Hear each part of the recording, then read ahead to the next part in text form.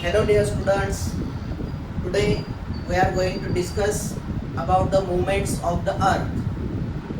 There are two specified movements of the earth, rotation and revolution.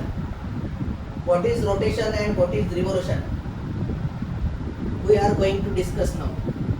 This is the sun, this is the path of the earth moving around the sun, and while moving around the sun, the earth rotates around itself.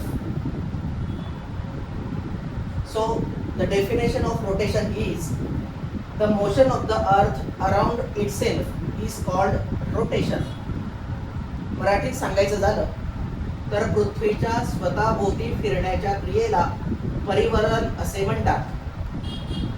And revolution means the motion of the earth around the sun is called revolution. म्हणजेच पृथ्वीच्या सूर्याभोवती फिरण्याच्या क्रियेला परिभ्रमण असे म्हणतात. याचाच अर्थ असा की पृथ्वी सूर्याभोवती फिरत असताना स्वतःभोवती सुद्धा फिरत असते.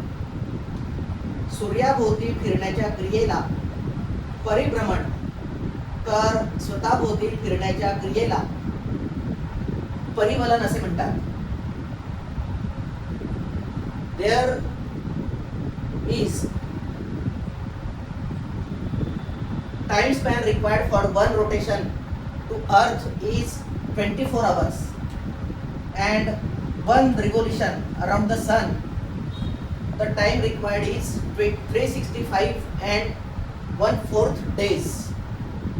Because of the rotation of the earth, day and night are causes, and because of revolution of the earth, that is the movement of the earth around the sun, that causes seasons.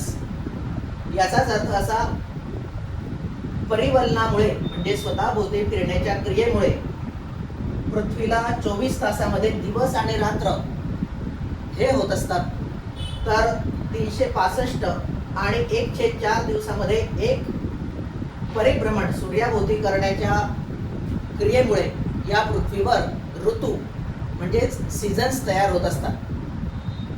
Okay, fine.